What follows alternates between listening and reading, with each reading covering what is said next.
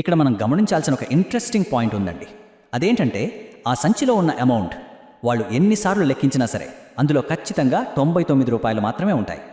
దేవుడు కావాలనే అందులో రౌండ్ ఫిగర్గా 100 రూపాయలు వేయకుండా కరెక్ట్గా 99 రూపాయలు మాత్రమే వేశాడు. ఎందుకంటే ఈ 99 అనే నెంబర్ ఒక పెద్ద సైకలాజికల్ ట్రిక్ లాగా పనిచేస్తుంది.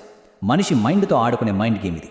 అయ్యో 100కు ఒక్క రూపాయే తక్కువ ఉందే అనే ఫీలింగ్ వాళ్ళ మనసును తొలిచేయడం స్టార్ట్ చేస్తుంది.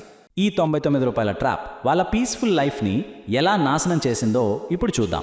ఫస్ట్, ఆ దొరికిన 99 రూపాయలకి తాము కష్టపడి సంపాదించిన 2 రూపాయల నుంచి 1 రూపాయిని కలిపి ఎలాగైనా దాన్ని 100 రూపాయలు చేయాలనే కక్కుర్తి మొదలవుతుంది.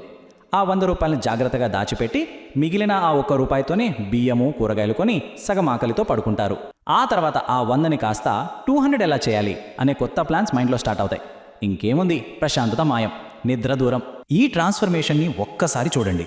డబ్బు దొరకక ముందు కడుపు నిండా తిని ఎలాంటి ఆందోళనలు లేకుండా హాయిగా నిద్రపోయిన ఆ జంట పరిస్థితి ఇప్పుడు పూర్తిగా రివర్స్ అయిపోయింది. విపరీతమైన నిద్రలేమి, సగం ఆకలి, ఎప్పుడూ ఆ డబ్బును ఎండు వందలు ఎలా చెయ్యాలి అనే ఒకటే పిచ్చి. ఇక్కడ ఐరనీ ఏంటంటే ఆ ఉచ్చులో పడిన తర్వాత ఆ పేద జంట కూడా తమకు ఎదురుగా ఉన్న బంగ్లాలోని ధనవంతుల్లాగానే నిద్రలేమితో, యాంగ్జైటీతో బాధపడుతున్నారు. సంపద పెరిగే కొద్దీ వారి ప్రశాంతత మొత్తం ఆవిరైపోయింది.